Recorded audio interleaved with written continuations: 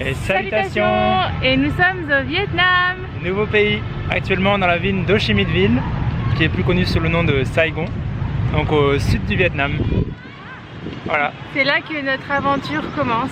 Voilà, nouveau pays, nouvelle destination. Et une nouvelle fois, on est vraiment dépaysé parce que ça change de tout ce qu'on a vu jusqu'ici. Ouais. Ce qui est bien. Ce qu'on a déjà remarqué, c'est la circulation. Le bruit. C'est abusé là. C'est le pire que ce qu'on a vu depuis le début. Vous allez voir très vite dans les plans vidéo qui suivent. C'est incroyable. Franchement, c'est beaucoup trop. Faut le vivre pour le comprendre. Ouais, il y a des millions de scooters, mais de partout, tout le temps. C'est impossible de du matin au soir. Ouais, pour traverser, c'est la misère. Du coup, c'est aussi très pollué et très bruyant. Mais bon, on va quand même visiter et voir ce que ça donne. C'est parti. Allez. On est actuellement dans un parc, ce qui a priori est rare à Ho Chi Minh. Donc on en profite, un peu de verdure et même si on entend le bruit au loin, il y a aussi beaucoup de travaux. On a remarqué qu'il y a beaucoup de travaux. Ils rénovent tout le temps en fait. Ouais. Donc en plus de la circulation, c'est pour ça que c'est tout le temps bruyant. C'est incessant, ouais. Avec une statue, on dirait une statue grecque, c'est marrant. Il porte une espèce de flambeau. Pour le coup, ça fait pas asiatique. Regardez cette circulation de malade. Et ça, c'est tout le temps en fait.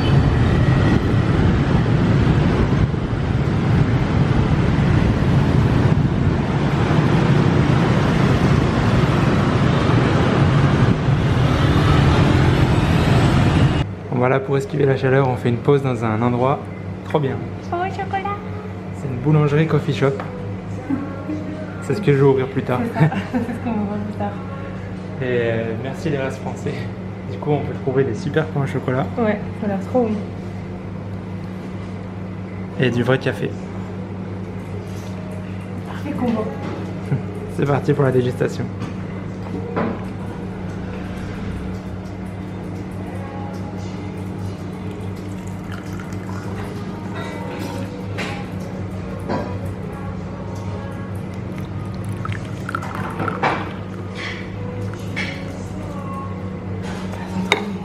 Café vietnamien. Pain au chocolat tout chaud. Le chocolat est dégouline. C'est tellement bon. C'est vraiment bon.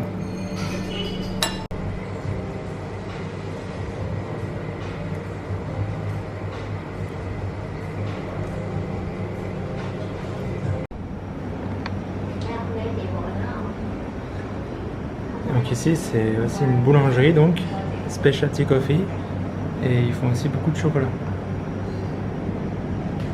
Il y a aussi des cannelés, c'est marrant.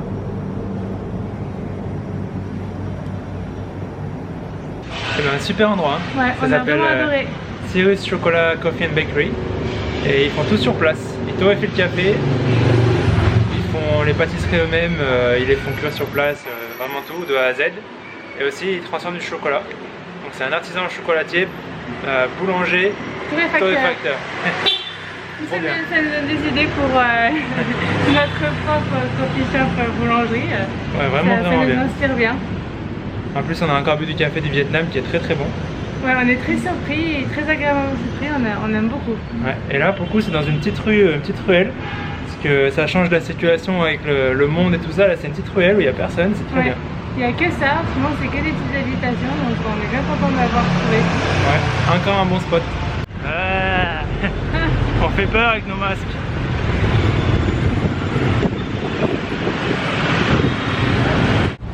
On peut voir un café qui s'appelle Tous les jours, encore un nom français.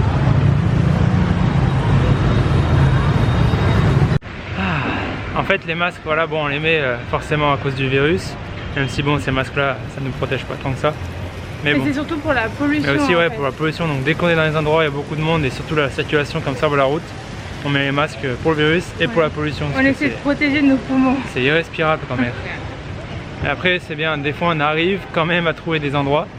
Je pense qu'il y a il y a deux endroits. Il y a cette rue là, en plus, ça c'est la rue de Marine parce qu'il n'y a que des librairies ou que des magasins de livres.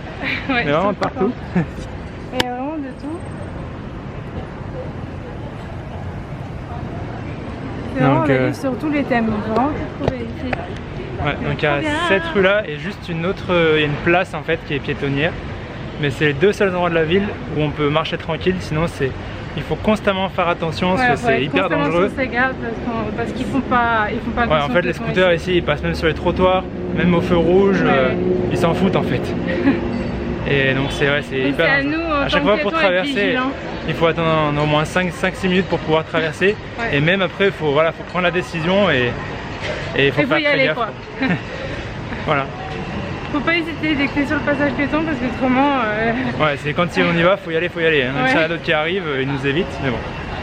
Donc voilà, donc Ho Chi Minh Ville. Pourquoi Ho Chi Minh? En fait, beaucoup de monde connaît cette ville sous le nom de Saigon. Parce qu'elle se nommait Saigon avant d'être nommée Ho Chi Minh, justement. Voilà, et en fait, elle a été nommée Ho Chi Minh Ville par rapport à Ho Chi Minh, qui était une personne très importante après la guerre, un des leaders du Vietnam, qui a d'ailleurs aussi habité en France dans sa jeunesse. Ouais. Et donc voilà, donc oui, le Vietnam c'est très connu pour son lourd passé de guerre. Et d'invasions multiples hier, au fil des siècles. On est allé au musée justement d'histoire du Vietnam, on a appris un peu plus. Et en fait, ils ont été envahis par tous les pays limitrophes, mais tous.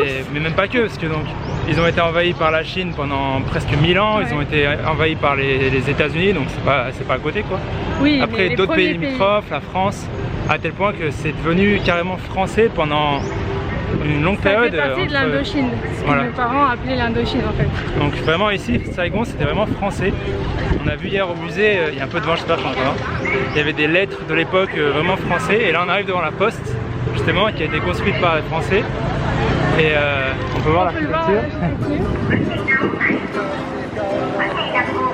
Donc voilà, ça c'est la poste. C'est 1886-1891. Donc pour dire que les Français ont été présents quand même un long moment. Ouais. Donc voici la poste centrale et juste derrière nous, il y a l'église Notre-Dame. De Saigon. Voilà, ça s'appelle vraiment Notre-Dame comme à Paris. Et donc voilà, ici c'était vraiment français pendant longtemps jusqu'à la fin de la Seconde Guerre mondiale et ensuite ils ont enfin été indépendants et ils sont redevenus le Vietnam quoi. Mais du coup il y a beaucoup de restes français, donc il y a beaucoup de magasins comme on a filmé avec des noms français. Des rues. Il y a donc un des plats nationaux ici, c'est le banh mi. En fait c'est un sandwich tout simplement, une petite baguette. Et c'est fourré à ce qu'on veut en fait. Il y a beaucoup qui mangent au pâté, on mangeait aux œufs, aux champignons, juste aux légumes, voilà. Et donc le banh mi est plat national alors que c'est du pain quoi, c'est une baguette. Oui voilà, alors que c'est dans tous les pays asiatiques qu'on a fait pour le moment, c'était souvent du riz ou des nouilles et ici c'est à base de pain, donc c'est à ça qu'on reconnaît aussi que finalement la cuisine française est restée avec le pain. Puis comme voilà, il y a beaucoup d'endroits dans le café où on peut trouver des pâtisseries françaises aussi. Oui, pas cher d'ailleurs, pas si cher. On rentre dans la poste.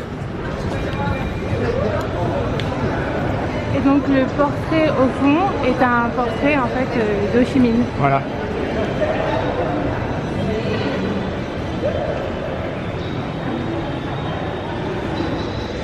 Et donc en fait cette poste, bon, apparemment elle marche encore en tant que poste, enfin elle fonctionne encore, mais c'est plus des magasins et puis un peu une attraction touristique. Oui. Mais il y a quelques bureaux de poste qui sont encore ouverts. Et c'est toujours la poste. Ouais. Et donc en fait ça a été construit, enfin le design a été fait par Gustave Eiffel. Notre Gustave Eiffel. Ouais. Et là on peut voir le portrait de Ho Chi Minh.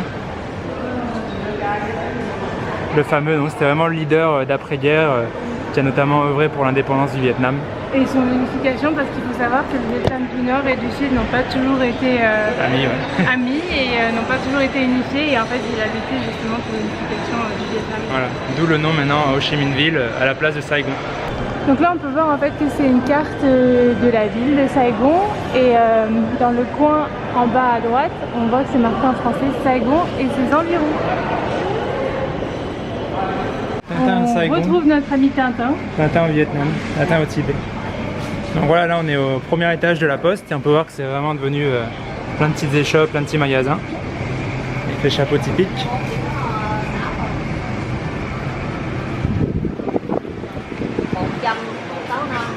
Avec les Bouddhas, ouais, parce qu'ici c'est Bouddha. Hein.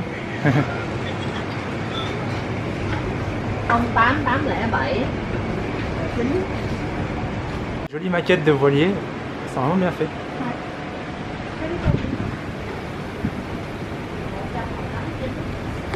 De toute façon ça voilà, on l'a remarqué hein, dans les pays d'Asie, maintenant on peut dire ils sont très doués en termes de sculpture, assemblage de maquettes et tout ça.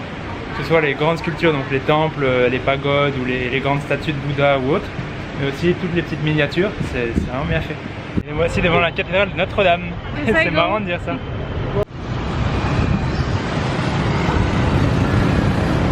C'est vraiment marrant de voir une cathédrale comme ça en Asie. On peut pas la visiter parce que c'est en travaux.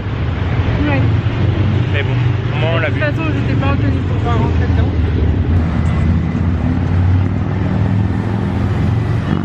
Et derrière nous, l'hôtel de ville. Désolé pour le bruit, mais de toute façon, il y aura toujours du bruit. Voilà un très joli bâtiment.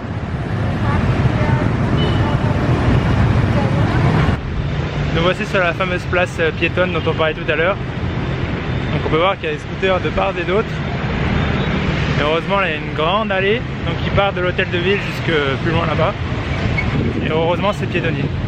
Là, il y a une statue de Ho Chi Minh, encore une fois, avec en fond l'hôtel de ville. Et là, voici la place. Ouais, c'est vraiment une grande allée en fait. C'est même pas qu'une place, c'est une grande allée. Une grande allée avec plein de statues. On appelle la grande allée avec plein de statues.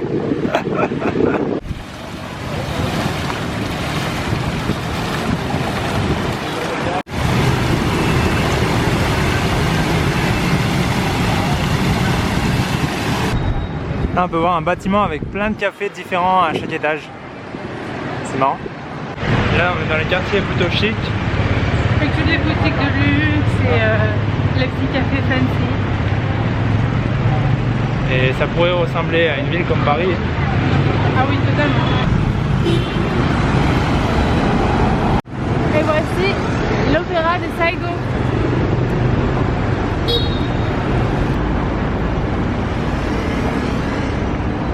Qui encore une fois pourrait très bien être un édifice pouvant se trouver à Paris. Mais non, nous sommes bien au Vietnam. Ouais. Avec les petites familles qui transportent plein barquettes de fruits. C'est fou quand même.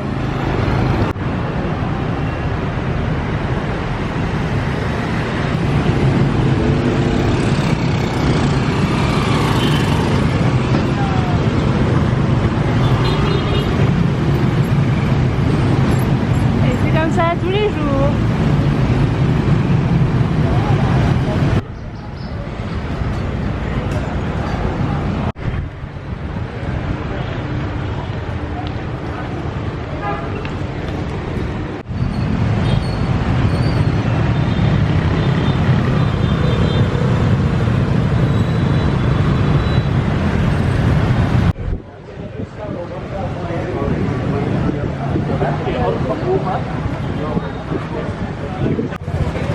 Lui, il a carrément transformé son scooter en stand de banh mi.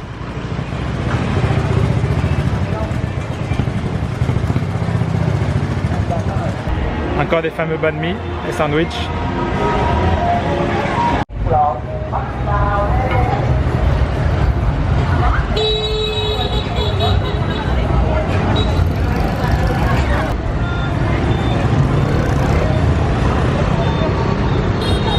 Le soleil se couche petit à petit, ici les journées sont très courtes. Le soleil se lève à 6h, il se couche à 6h. Voilà. Et là on est sur une rue très branchée.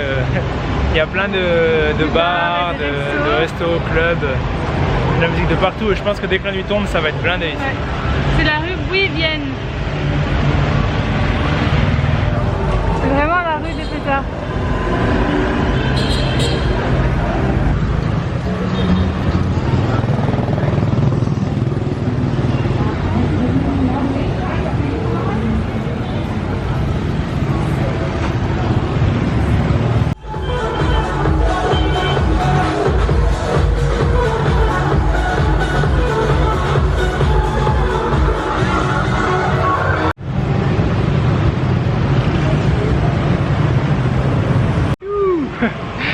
Oh la rue là-bas. Ah ouais, c'était... Quand on est arrivé ça allait, mais dès que la nuit tombe et que c'est vraiment le soir. C'est une rue boîte de nuit. Ouais, la musique à fond dans le restaurant. Et encore en plus, dû au coronavirus, il paraît qu'il n'y avait pas grand monde alors que c'était déjà blindé et bruyant. On est bien content en fait qu'il n'y a apparemment pas trop de monde parce qu'il y avait déjà trop de monde. Déjà là c'est insupportable.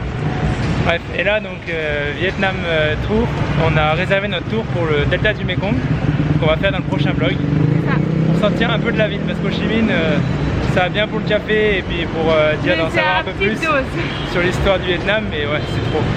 On est là que quelques jours, c'est déjà bien assez. Voilà, bon bah on se retrouve dans le prochain vlog. Salut! Salut!